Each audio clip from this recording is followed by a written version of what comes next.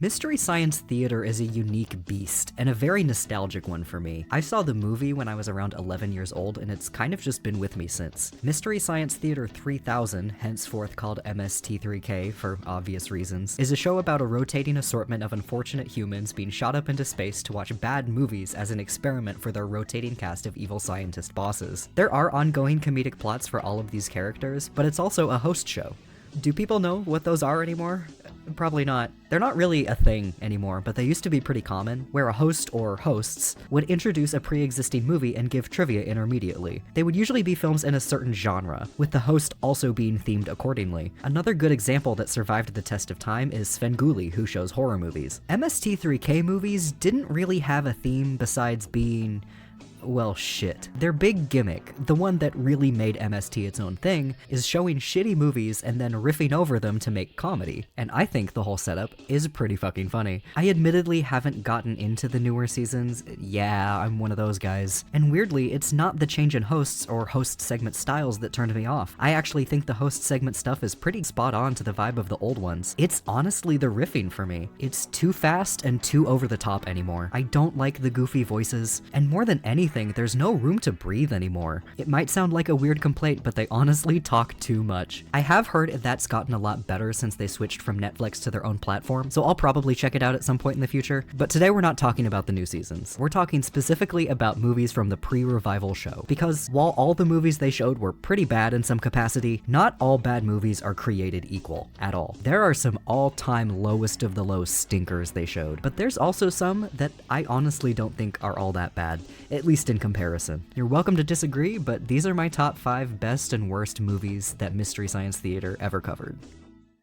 Actually, before we get into the list proper, I'm going to mention a movie that I feel is kind of an anomaly, because I considered putting it in both the best and worst categories. It's Werewolf, an episode that's considered one of the best riffing and segment-wise. I've seen it easily over a dozen times throughout my life, and I honestly do believe that I could probably put on the raw VHS rip that's up on YouTube and do an 100% run of all the riffs. And on the surface, it is a completely bog-standard shitty werewolf movie. It plays out exactly the way a good majority of werewolf movies do. But I think if you peek under the hood and think about the production, it's a little more interesting, because there's aspects that make it seem completely inept, like some terrible framing, leftovers from previous shots, terrible sound design, and hilariously bad acting. You and Noel is in it for fame and fortune? Yes, we is. It's not good. But there's also some things that are technically kind of decent, again, by MST3K standards, but elements that were definitely thought through by someone who understands how movies work at a base level. Like, the effects aren't terrible.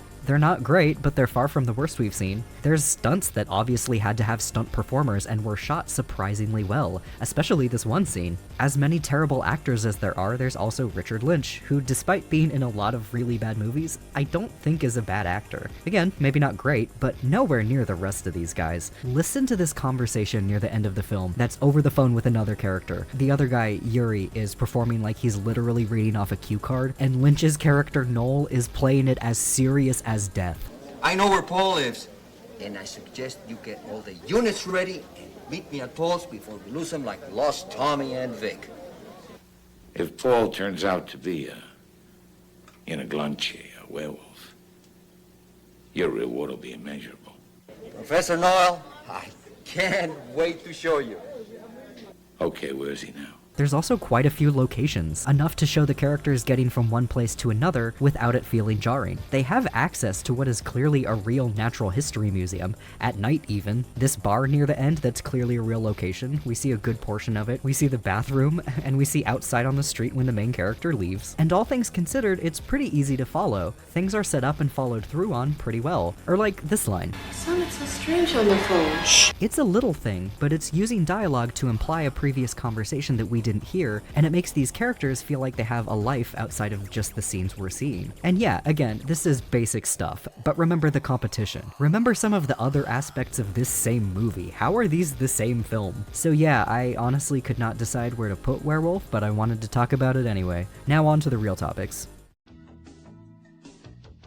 Number 5 best, we're going in ascending order here, by the way, is The Final Sacrifice. The Final Sacrifice is one of the most famous or infamous movies to ever be shown on MST. One reason is that it's one of the most consistently funny in terms of riffing, but mostly because until I think last year, 2025 or 2024, the director and rights holder of The Final Sacrifice, Djardis Grenadis, retracted its rights to be shown, which I think is the only time that has ever happened in the show's history. And without getting too into my thoughts on the drama, I don't really blame him. It was very possible he didn't know exactly what he was signing up for when he turned over his movie to be mocked, and MST has a huge audience who now think he's incompetent, despite Grenadis being a prolific filmmaker in his own right. It wasn't like a company playing defense, it was really just one guy. So as glad as I am that he has re-released the rights and gotten on board with everyone's ironic enjoyment of his film, and as much as I understand people being pissed that they weren't able to watch it for so long, I don't really think he was in the wrong, and I can't bring myself to consider him that much of an asshole for it. But anyway, with that out of the way, what is The Final Sacrifice? It's a movie from 1990 about a boy trying to discover the secrets of an ancient civilization his father was researching when he mysteriously disappeared. But there's a cult trying to resurrect this civilization and trying to stop anyone from stopping them, which means that Troy,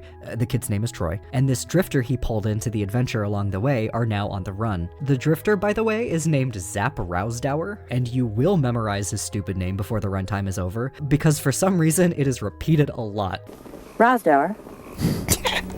So what's wrong with it? Mostly, it's just cheap. Grenadis was a college professor at the time. It very much seems like this was a passion project for him, and it didn't seem like he had a lot of resources to put into it. It looks and sounds pretty crusty, even for 1990, but probably the bigger problem is that it sort of feels like a first draft. Like, all 3 acts are there, everything flows okay, but so much is not explained. I'm unclear about a lot of this fake history that's being put forward, which is a problem because most of the plot relies on it. Like, there's the ancient civilization, and I guess they're not technically humans, but they look like humans. They're like proto-humans, but they don't like humans. There's a cult, and I'm not sure if it's separate from the ancient civilization or if it's a radical offshoot of their overall culture. That's kind of what I assumed. I don't know if they're immortal beings, because the villain seems to be immortal. He holds all this history and he seems to have been around forever, but also at the end they just like stab him and he dies, and it's really anticlimactic. So none of it really makes sense, but I'll be honest, I still enjoyed watching it a lot, with or without riffing. I think it's one where you can tell the people involved did know how to structure a film, which makes sense from a film professor, I guess. And like I said, everything flows pretty well, the pacing is alright, the dramatic beats hit the way they're clearly supposed to, and more than anything,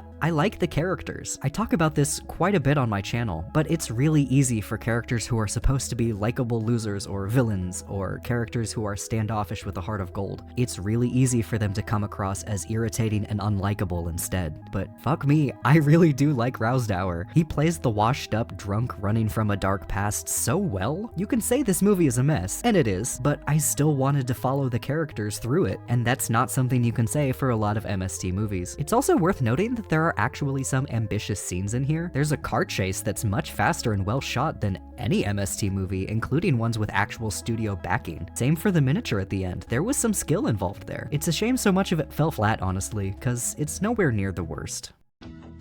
Number 5 worst, again going in ascending order, from least bad to worst bad, The Creeping Terror. The Creeping Terror is a 1964 horror film about a UFO crashing on Earth and an alien monster going around eating people, while a scientist tries to analyze the ship to see what these visitors want. The answer is to eat people very, very slowly. It is perfect 1960s era B-movie slop. I mean, it is so classic. If you were watching a movie where a character was watching a crappy 60s B-movie, it would be this one. The monster is essentially a sheet ghost with googly eyes on top. Every scene of it eating people goes on for several minutes too long, which is awesome because that's about half of the film. The other half is just the sheriff and the scientist walking next to the ship, throwing out theories about what to do with it and just blandly considering things over and over. Oh, sorry, even that's giving this film too much credit because they don't talk to each other. Something happened to the audio during production, but instead of getting actors in to ADR the scenes, they just had one guy talk over everything as a narrator. So there's no actual dialogue in The Creeping Terror, just a bored man telling you what is supposedly happening and what is supposedly being said. It was at this point that Bradford interceded.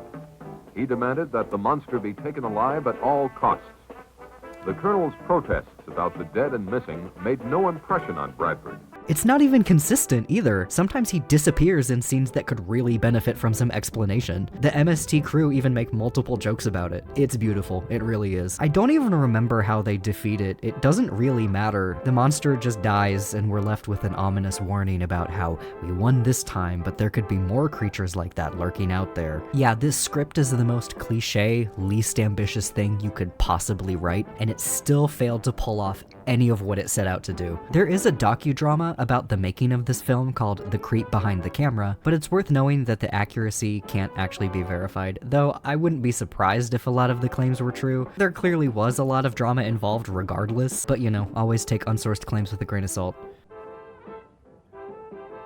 Number 4 best is Gunslinger, a 1956 western by Roger Corman about Rose, a sheriff's wife who takes up his position after he's killed and takes it upon herself to clean up the rampant organized crime in the town, while at the same time navigating a potential relationship with a mysterious drifter who just blew into town. It's another victim of terrible production value. The fronts are awful. There's a set that they riff on quite a bit because it was definitely supposed to be a hallway, but they use it as a room and it looks really awkward. There's a shot that pans over and you can see the actors waiting off screen for their cue. They just straight up did not care, and it is very distracting sometimes. But the story isn't that bad. No, actually, I think the story is kind of good. Again, it's one that's paced pretty well with good characters that I was genuinely invested in. I wanted to see what sordid shit was going down in this town, and I wasn't disappointed by the resolution. Spoilers for this literally 70-year-old movie you've never heard of before, but the mysterious drifter was hired by the villain to take out Rose once and for all, but he becomes conflicted when he gets to know her while he's gathering information. So it ends with them having a shootout while talking at each other about how it didn't have to turn out this way, but it's too late now. It's not extraordinary or anything, but yeah, I was invested. And think about when this was made and who it was made by. Look at this cover. You wouldn't think it was a good presentation of female characters, but fuck me, it's not bad at that either. Rose is going through a difficult loss that isn't her being horribly exploited. When her husband is shot, she immediately picks up a gun and shoots back before processing what just happened. She's not a hyper-sexualized, cool badass. She's a quiet, tough, down-to-earth woman who's reluctantly doing what she's gotta do. You know how a lot of movies have a male protagonist lose their girlfriend or wife in some horrific act of violence and it motivates them to continue and seek revenge and all that, and it's literally just using female characters as fodder for their own story? This feels exactly like that with the genders reversed, and it kinda rules. Even with the terrible sloppiness, this isn't a 9% movie. 9%? This isn't even the worst Western I've ever seen. The bigger problem that I do have with this movie, but weirdly one that probably didn't factor into this score, is the Confederate sympathies. The main love interest's whole crux is he's hunting down the Confederate general that he believes lost them a battle he was in, and to some extent factored into them losing the entire Civil War. It would be an interesting enough backstory to explore if it didn't expect us to see the people who literally bought and sold other people as the good guys. I don't feel like I can entirely hold it against this movie specifically because it was such a common trope for Westerns that it was basically a given. Even an otherwise really good episode of The Twilight Zone falls at this most basic hurdle, but just because other media does it doesn't make Gunslinger exempt. The sheer scope of this problem is honestly shocking to look back on. Not shocking that it happened, we all know that racism is real and fundamental to US history, I hope. But like, wow, it really was this bad this recently, huh? Maybe it shouldn't even be on a best of the worst list at all, I don't know. I admittedly don't know how to regard a story that I think is largely okay besides a massively pervasive historical misrepresentation. And I'm actually really irritated at this movie because I would absolutely love it in a so bad it's good way if it wasn't for that massive asterisk. But something we can and should genuinely appreciate about this movie is the actress who played the main villain, Allison Hayes. She's probably best known for her leading role in Attack of the 50-Foot Woman, but towards the end of her film career in the late 1960s, she began suffering horrible chronic pain that made it difficult to work or even walk that well. Doctors didn't really take her seriously, surprise surprise, so she began researching her symptoms herself and realized that it could be lead poisoning. She hired an independent toxicologist to test a calcium supplement she was taking at the time, and it tested very high in lead, so she began heavily petitioning the FDA to get it banned. It's awful that she had to go through that, and that she had to do all of this work herself instead of the medical professionals whose literal job it is, but it's pretty badass that she did do it. And the FDA has since acknowledged that her research largely contributed to them looking more closely at nutritional supplements and what goes into them. Hayes almost definitely saved who knows how many people from lead poisoning. Fucking good on her. Rest in peace, Allison Hayes. Number 4 worst is Monster A Go-Go. So when I was starting this script, I already had Monster A Go-Go on the list because I remembered how bad it was, but I admittedly hadn't seen it in quite a while, so I went back to rewatch it and summarize it for the video, and I don't know what I watched. Okay, Monster A Go-Go is a 1965 sci-fi, I guess, movie about an astronaut who vanishes as his spaceship crashes on re-entry. Initially, he is assumed dead, but given that there are no signs of his remains and strange anomalies in the wreckage, his peers soon suspect that something more science fiction-y is going on. And I'll be honest, that's the summary of, like, the first couple scenes, and everything after that is just a bunch of scientists sitting in a room just spitballing theories about what might have happened. It's like The Creeping Terror, but without the monster scenes, so it is just boring boardroom meetings. In the words of the Wikipedia article, quote, "The vanished astronaut is apparently replaced by or turned into a large radioactive humanoid monster. A team of scientists and military men attempt to capture the monster, and at one point succeed and imprison it in the laboratory, only to have it escape. Neither the capture nor the escape are ever shown, and both are simply mentioned by the narrator." And yep, in another similarity to The Creeping Terror, there is a narrator doing some real heavy lifting. Though to this film's credit, the characters do actually speak in this one. I never been home either. I kept thinking about the body, wondering about the casket. I'm trying not to quote Wikipedia for this whole entry, but I'll admit I was struggling with this. I didn't retain any information from watching Monster A Go-Go. I can't even fathom why it's called that. What does that mean? But something I did learn from Wikipedia is that the film actually ran out of money partway through filming in 1961, so it was shelved for multiple years. By the time the director gathered the money to finish it, he was unable to get the original cast back, so he wrote and cast new people to play new characters that filled the exact same story roles as the originals did. And you want to know the craziest part? I didn't even notice. It's so disjointed and boring that I didn't notice that the second half of the movie had an entirely different cast. And I was watching this to take notes on it. The thing that keeps it this low on the list is that it is an extremely basic B-movie plot, however botched it is. It's not as creatively insane as some of the top spots, especially number 1. So technically by being less ambitious, there were just fewer things that they could fuck up. But Jesus, there is a reason this one is infamous. It is brain melting. Number 3 best is Stranded in Space, or The Stranger, a 1973 TV movie and failed pilot for a TV show about an astronaut coming home from a mission only to realize that not only is he not on Earth, but the leaders of whatever world he's now on don't want him to know the truth. Definitely based on that one Twilight Zone episode, I can't even lie to you guys, Stranded in Space just isn't that bad. Don't get me wrong, it's nothing special, and is improved greatly by watching it through MST, but it really just isn't terrible. I like the idea and it's generally executed alright. It's mediocre as hell, but I wouldn't even call it boring. So the main character astronaut is the only survivor of a spaceship crash, and is kept in this weird hospital way longer than he thinks is necessary, and he immediately suspects something's up and starts asking subtle questions about basic history to see if the doctors actually know anything about the world. And it turns out they don't. It doesn't matter. Paul Revere wasn't much of a ball player anyway. Uh-oh. I'm afraid I'm as ignorant of sports as I am languages. They've just been keeping him here to extract his memories and knowledge to, maybe kill him. I actually don't really know what the ultimate plan is, but he escapes and is now on the run from the government because they don't want him spreading dangerous ideas about individuality and justice and all that. The government of this fake Earth is called the New Order, and if you couldn't tell, it's a dystopia. And yeah, it is extremely Cold War era if you couldn't tell. Nothing about it is subtle or deep, and once again, it's really held back by its lack of budget. It's nowhere near as sloppy as the other ones we've talked about, but literally everything looks like LA because, big surprise, everything was shot in LA. He meets up with this woman and basically takes her hostage and demands she take him somewhere safe. She's a government employee and still largely believes their propaganda, but she takes him to her father, and it turns out her father is very anti-government and they get along. And the whole situation is basically the last straw to get the woman, now the main love interest, to wake up and realize that something does need to change. So now the three of them are basically their own little task force to figure out a way to get Neil, the astronaut, home. And spoilers for the end, it doesn't actually work. He doesn't get home, so he decides instead to stay and fight and maybe eventually eventually try again. That's where the TV series would have come in. And I am kind of honestly disappointed that it didn't get picked up into its own series, because they already used up the most basic plot elements that you could think of for this movie, so they would necessarily have to do something more interesting for a series, I think.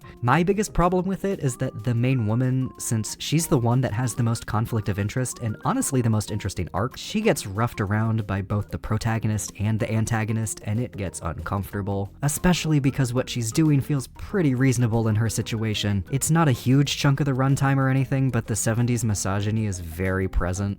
But still, honestly, not poorly made. If I lived in the 70s and I came home one night after my 70s job to my 70s house and turned on my wood-plated 70s TV, I wouldn't be disappointed in this movie. Number 3 worst is Side Hackers. Side Hackers is loathsome. It's a 1969 movie about the world of side hacking, a real dangerous twist on motorcycle sports wherein the turning is done by a second person hanging off the back and throwing their weight in either direction. So yep, there is a lot of boring footage of that. But the 50% of this movie that is shitty motorcycle B-roll is absolutely the better half, because the plot is a basic as shit revenge story where a boring main character pisses off a scummy gang leader, so the gang leader rips and kills his girlfriend. Boring main character then plots to kill him in retaliation, and then he does. Didn't I literally mention this exact plot type earlier? The visuals are so muddy and ugly and unpleasant. If it was on purpose, it worked too well because it does not make an interesting visual mood. It makes me not want to look at it anymore. And even worse, all of the characters are horrible. I hate everyone here. It is truly loathsome. And if you don't believe me, this was one of the only MST3K movies ever that they had to cut down for objectionable content. Because yeah, the original uncut movie includes the boring main character's girlfriend getting ripped and killed. So the question is, if I hate it so much, why isn't it higher on the list? Well, it's technically not the worst movie ever made. The last 2 movies we're going to talk about at the top of this list are definitely worse. Side Hackers has a story that progresses and ends. They knew where to put the camera, all of the dialogue is recorded, but it does raise an interesting question about what makes a movie truly bad. Like I said, the next couple movies on this worst list are technically made worse, but I would watch them 1,000 times over watching Side Hackers again. So should it technically be at the top of the list? I don't know. We've gotten to the level of bad movies where I really don't know what makes which one worse. We're so in the weeds that I literally don't even know what the point is. I could literally just be watching good movies instead of arguing this. Like, why am I doing this? What am I doing? Fuck Side Hackers. Number 2 best is Parts the Clonus Horror, a 1979 TV movie about our main character Richard escaping a mysterious faux utopian compound that he grew up in, only to discover that it's an experimental breeding facility for clones, who are raised and eventually have their organs harvested for transplants for rich people. And if that sounds like the 2005 movie The Island, that's because it is extremely similar, and is in fact thought to be a ripoff. Yes, really. The producers of Clonus sued DreamWorks for copyright infringement, and it was settled out of court for an undisclosed amount. Well, George, you look like you're ready to go to America. You're moving out to the island. Even Mike Nelson himself called The Island, quote, a pale copy of Parts the Clonus Horror. And if one of the head writers of Mystery Science Theater calls your massive Hollywood movie a ripoff of a shit TV movie that they covered, that might be a sign that you just shouldn't make movies anymore. I don't know, that would turn me into an alcoholic. That is rough, buddy. But Parts the Clonus Horror on its own is pretty interesting to follow. Again, it's cheap, but not usually distractingly so. Usually. And it has some decent actors and performances in it, including Dick Sargent, Peter Graves, and Keenan Wynn. The Clonus compound itself is kinda creepy, but not over the top. The way the mystery unfolds is solid, and it's actually good at adding more layers as it goes on, so the stakes continue to build. Like at first, Richard, the main character, realizes the leadership of the compound is lying, then he breaks into an administrative building and finds a tape outlining the operations of the compound. And as much as it is just an exposition dump, it's formatted as a tape that was clearly meant to go out to investors to get funding, so it makes a surprising amount of sense in story. Then he escapes the compound altogether, yes of course it's just outside of LA, and gets help from an old man who is a retired newspaper reporter who is eager to help him as well as break this insane story that was just dropped in his lap. Together they manage to locate Richard's original, a man who did not know he was cloned and is pretty disturbed by the whole idea. So now Richard's original has to figure out how and why he has an unethical clone of himself that he didn't ask for, and feels a responsibility to help what is essentially a second son of his. things. So yeah, it's genuinely fascinating. And again, spoilers for a movie that no one cares about, but it ends with the government wiping out every single protagonist that we've met, including Richard, and very nearly getting away with a completely clean cover-up of the whole thing. But even after the mass murder they committed, the investment tape that Richard stole still manages to get out to the press, and that's where it ends. It's cathartic, to be honest. I kinda like parts of the Clonus horror, and you know what? As uncomplicated as it really is, I still think making this story an unfolding character-driven ethical debate is way more interesting than making it a generic action movie, so even just in premise, I think it is better than The Island. So what makes it so bad? Well, the big drawback of it all is how whiny and obnoxious the main character is. I think it was probably a deliberate acting choice given how all of the clones are characterized, but it does not make him any better to follow, and this actor cannot pull it off in a convincing way at all. Where is Clonus? I don't know. I am confused. I ran a long ways. And then I came up to the boulders and I looked down and this is what I saw. Boy, he sucks. So is his love interest who's stuck at the compound. I do not like her either. And wow, I said this was cheap but passable earlier, but look at this last scene, man. I think they fully ran out of money in the home stretch. This is supposed to be the inauguration for a new president of the United States. This is 1000% a classroom of a high school. Look how low the foam tiled ceiling is. You could fit maybe 60 people in this room, holy hell. This and Stranded in Space are on a very similar wavelength to me. I guess because they're both 1970s TV movies, and I do think Stranded in Space is a little bit better made, but I think Clonus has a more interesting concept and does more with it. This movie could easily be remade into something very solid, and I kind of wish it would be. No, not like that. Number 2 worst is Manos, The Hands of Fate. Here it is. Hands. The Hands of Fate. The story of the production of this movie sounds fake. All of the details sound like they're from a mockumentary about B-movies, but it is all verifiably true. Manos was made in 1966 by a literal manure salesman named Harold E. Warren, just to prove how easy it would be to produce a horror movie. And I mean, I guess he succeeded. It does technically exist. It follows a family, a mother, child, and a father played by Warren, who get lost on a road trip and have to stay the night at the sketchiest house you have ever seen, with an ominous unnamed master and a groundskeeper called Torgo, who is absolutely a molester, look at him, and is undoubtedly on drugs. I don't even just mean that Torgo is on drugs, I mean his real actor, John Reynolds, was tripping throughout the entire shoot, as told by Reynolds himself. We're not gonna rag too much on John though, we'll get into why in a minute, but Manos is bad. There's a reason it is considered one of the worst films ever made. Every single shot is too long. The acting is awful, the ADR is awful and done by 2 people. The music is hilariously bad. Warren's character is infuriatingly cruel and incompetent towards his family to the point where I think he might want them all to die, and it's gross, gross, gross. The master has a harem of wives, which is whatever, that's a normal level of gross for the time. But at the end, the wife and daughter end up as a part of the harem too. This child can't be older than 6 years old. Thankfully, it is just one shot and a passing implication, so the child actress Jackie Noonan-Jones wasn't actually put in any dubious situations, but it still makes me want to vom. I've been trying not to pull from MST riffs to make my jokes, but they describe every film of this movie looking like someone's last known photo, and I really can't phrase it any better than that, especially because it's not entirely off base, unfortunately. Here's your trigger warning on screen. Skip to the next section if you need. John Reynolds, who we mentioned played Torgo, committed suicide almost exactly a month before this film's release. He was only 25 years old. This was his only film credit, and because this was 1966 in Mississippi, there aren't many photos of him that exist outside of his role in this movie. In fact, we only have one other picture, and it's a school photo, but it's definitely him. There's a rumor that Torgo's stupid leg pieces were meant to look like a satyr, but were mounted incorrectly, causing him a great deal of pain and permanent damage to his legs, which led him to taking his own life. But this has since been disproven, and either way seemed pretty unlikely to me. But the speculation that he was on drugs was corroborated by Jackie Noonan-Jones and by Reynolds himself, as I said. And if that's the case, it's very possible that he had deeper issues completely unrelated to the shooting of the film. But the timing is undoubtedly suspicious, but ultimately we will never know. It's really unfortunate that we don't know anything about Reynolds besides his role in Manos. He deserves to be known as his own person, even if that's kind of impossible now. But in terms of the film itself, it is enjoyably bad, but to me, it is only enjoyably bad with riffing. There are a lot of movies that are individually funny bad. Apart from a few moments, I don't think Manos is one of them. Like I said earlier, every shot goes on too long. It is tedious and gross. Like, the whole thing is kind of gross. I can't wave that off completely. I get how it's considered one of the worst films ever made. It probably is, but I still think there is one that is worse, and it's one that gets overlooked a lot.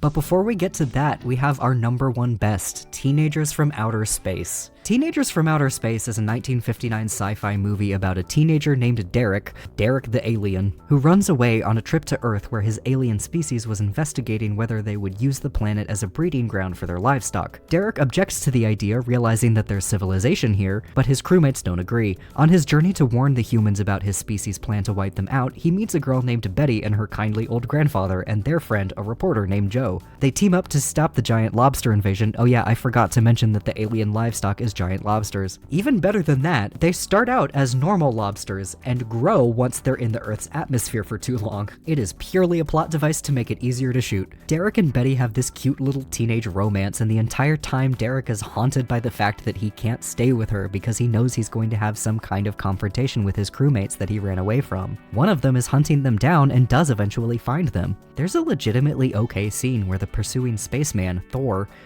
and Derek, holds these two and a doctor at gunpoint and forces the doctor to fix his wounds without anesthetic, and you're kind of waiting to see if he's gonna pass out, if the doctor's gonna pull one over on the guy, if Thor is going to recover and kill them. It's a genuinely tense scene. Or at least it would be if they didn't spell the entire thing out for the audience like we're 5 years old. Your life or death was put in my hands. A traitor does not deserve to be our next leader. The only reason you do not fire now is to force attention to your wounds. When that is done... You didn't know that? I kind of figured we all knew that. It also doesn't help that by this point in the movie, we know that the space guns that they have turn people into goofy skeletons. And when they shoot someone, the skeletons hold up for a second and then collapse on the ground like this. It's so fucking funny, and they do it all the time. Eventually, Derek sacrifices himself for the people of Earth, blowing up his biological species because the Earthlings were kind to him, and they were his real adopted family. I shall make the Earth my home, and I shall never leave it. Aww. And his face appears in the sky like it's in memoriam, and it looks so bad. Aside from the overall goofiness, the biggest problem with this movie is the writing and acting. The writing is awkward and weird, and like I said, it feels the need to spell everything out for you like you're in kindergarten, and the acting is just so jank. You are Joe. I am not. It's all so awkward. That's the word I keep coming back to, is awkward, but it's adorable. It's like kids playing pretend level of adorable. It's a very basic B movie, really. It's exactly the kind of plot you'd expect, exactly the level of effects you'd want to see, but it's so painfully genuine. It's Ed Wood genuine. It really has that exact passion that makes Wood's terrible movies so fun to watch. So I guess this one is more of a so bad it's good kind of good than a technically competent piece. I know we were just debating inside Hackers what makes something better or worse in that capacity, but I personally couldn't put Teenagers from Outer Space any lower than number one, because while it is very shabby in places, it's easy to follow, it's edited tightly enough, and its charm is just unmatched. If you want something that is genuine and funny and goofy, if you want a classic black and white B movie to laugh at and actually get kind of invested in, this is it. This is the perfect one. And again, similarly to Ed Wood, it was written, produced, edited, and directed by one person, Tom Graff, who also played Joe in the film. And let's just say that the actual heartfelt nature of this film possibly had a very real foundation. Tom Graff and Derek's actor David Love were a couple. It's unclear for how long, as it came from sources who knew them at the time, and their personal lives, especially Love's, aren't very well documented afterwards. But it does give Betty and Derek's tragic star-crossed love a certain contextual tragedy that I think does bleed into the movie itself. I think I've known for some time. You're not from this world, are you? I did not know how to tell you. Unfortunately, not unlike John Reynolds, we do know where Tom Graff's story ended. 1959, the same year that Teenagers from Outer Space came out, seemed to spark a downward mental spiral for Graff, until finally ending his own life at the age of only 41. David Love's whereabouts and status remain unknown after Teenagers from Outer Space. This one really hit me for some reason. It seemed like Graff really had a passion for film and tried to be a jack of all trades, and his efforts were sure better than some. I compared him to Ed Wood, but his efforts were definitely more competent than Wood's. As goofy as Teenagers is, it seemed like he could have had a bright future. It's so sad that it ended the way it did, especially with this film's late recognition and the influence it had. It wasn't much, but it's cited as a classic B-movie nowadays, and a lot of the cheese is likely the inspiration for parts of the movie Mars Attacks, in particular, the ray guns. I can't be mean to Teenagers from Outer Space. I can make fun of it, absolutely, but I can't even really critique it. It's trying its goddamn best, and it mostly succeeds aside from being goofy as hell. There's something so pure about it, and I wish Tom Graff knew how many people seem to agree. So I'm gonna raise a glass to Teenagers from Outer Space. The best movie ever? Not by a mile. The worst movie ever? Not really. But it is a quintessential piece of 1950s B-movie history, and one of the most fun movies that MST3K ever covered, and my personal favorite. Oh, also, this guy, only credited as Space Commander, was an early role for an actor named King Moody, who was later on Get Smart, Quantum Leap, and played Ronald McDonald for 15 years, and is the man featured in this exact image that you have probably seen. What fucking timeline are we living in? And the number one worst movie that I personally think MST ever showed is The Wild Wild World of Batwoman. And no, it is not a licensed DC property, in case you were wondering. Batwoman is... Neon, you idiotic fool! What do you think you're doing? Batwoman is... Hold on. I need to step back for a minute. Like I said, The Wild Wild World of Batwoman, or TWWWB, I guess, is that longer than the actual title? Is one of the worst movies I've ever seen. It is baffling, and for an honor like that, I think it needs its own video. Sorry guys, I didn't actually plan on making this a two-parter, but it deserves it. Stick around, and next time we'll take a look at what makes Batwoman's world so wild.